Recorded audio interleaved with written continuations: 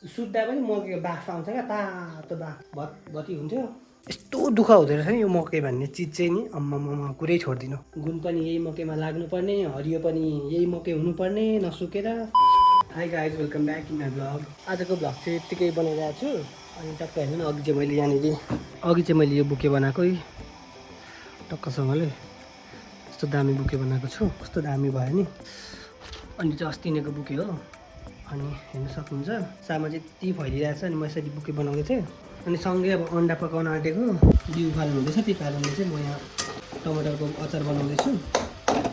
अनि त्यसपछि कल पनि पेल्दैछु। अनि कल पेल्दै सब्जी बनाउँदै बुके बनाउँदै भान्सामा काम गर्दै भ्लग गरेको।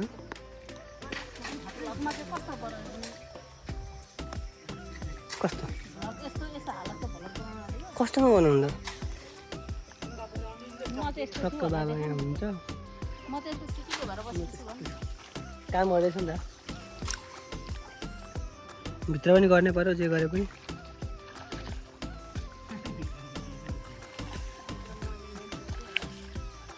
यस्तो हुन्छ बनाउँदैछौ।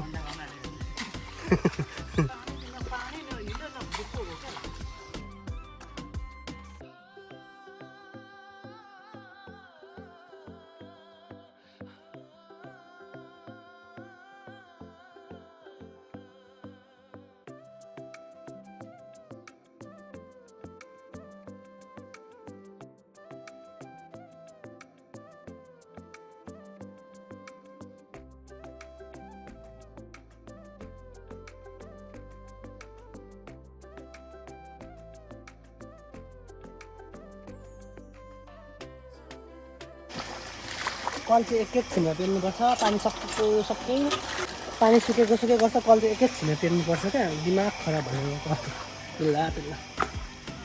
सो गाइज, मैले चाहिँ टक्कसँगले यसरी अचार बनाएँ। अब अन्डा एकछिनमा बनाउन आँटेको यस्तो तरिकाको बनाएको छु। अनि यही हो, अचार हुन्छ, अन्डा हुन्छ।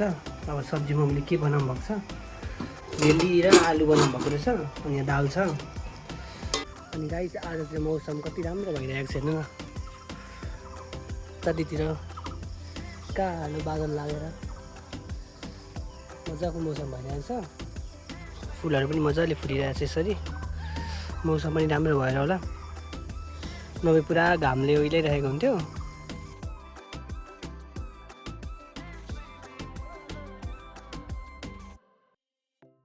अनि अस्तिदेखि हामीहरूले चाहिँ काम के थियो भन्दाखेरि चाहिँ हामीहरूको यो मकैहरू हुन्छ नि,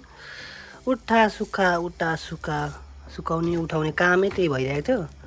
अनि मकै चाहिँ यस्तो फलेको छ, हेर्न सक्नुहुन्छ। यस्तो फलेको छ मकै।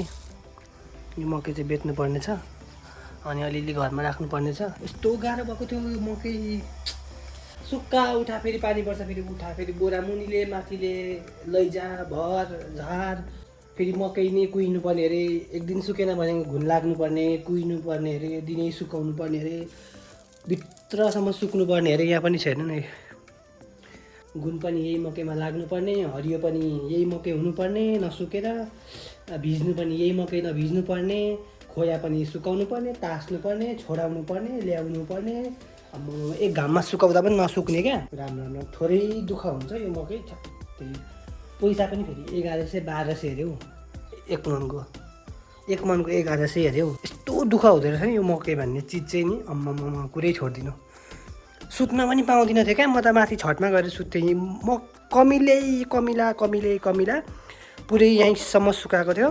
मकै नै मकै, हेर्नुहुन्छ नि यहाँ पनि मकै, सबै मकै थियो। यहाँ मकै खोया, यहाँ पनि मकै खोया, यहाँ पनि मकै र खोया, मकै नै खोया थियो। अनि त्यो मकैको बाफै मात्रै आउँथ्यो कि। अनि सुत्दा पनि मकैको बाफ आउँछ क्या, तातो बाफले भत्ती हुन्थ्यो। अनि कमिला चढेर ओछ्यानमा यस्तो गाह्रो भएको मकैले त नि सुत्न पनि नपाउने क्या त्यतिका। अनि अहिले चाहिँ बल्ल मकैको काम सकेर, अनि मकैको काम सकेर बसेको। अब मकै लगिहाल्दा हुन्थ्यो नि। अब अलिअलि मकै सुकाउनु पर्ने छ। अब घरमा राख्नको लागि बेचिसकेपछि चाहिँ अलिक सुके पनि अझै सुकाउनु पर्छ, नभए घुन लाग्छ नि त। अनि मकै सुकाइरहनुपर्छ। अनि सुकाएर मजाले अनि घरमा यता चलाउनलाई घरमा राख्नुपर्ने छ। फेरि कल सुको होला, फेरि म त त्यति त कल पनि सुकेछ। त्यस्तै नै चलिरहेको दिन 2-3 हप्ता चाहिँ त्यस्तरी नै दिन चलिया चल्यो हामीहरूको चाहिँ मकैले गरेर। अनि त्यस्तै भयो, घाम पनि मजाले लागेको थियो त्यतिखेर चाहिँ, गर्मी पनि लास्टै भएको थियो। मकै त्यही माथि मकैको काम, त्यही माथि गर्मी पनि त्यस्तै थियो। अनि अब चाहिँ बल्ल बल्ल उज्यालो मौसम हुँदैछ, काम पनि सकिएको छ, अलिक फ्री छ। मम्मीले दहीको लस्सी बनान भन्नुभयो, अनि टक्कसँगले मैले दही लिएर आएर लिनु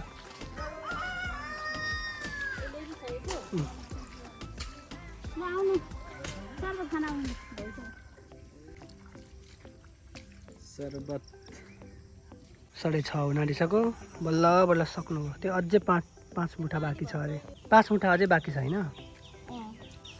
अनि चाहिँ बल्ल सकिन्छ। भात बसाल्नु भएछ ठुलामले, सब्जी बसाल्नु भयो, दाल बिहानकै छ होइन? अनि त्यही हो, पानी यो गर्नु छ, अब पानी भर्नु छ। मटर यहाँ जोडेको छ नि त, त्यही भएर नभरेको।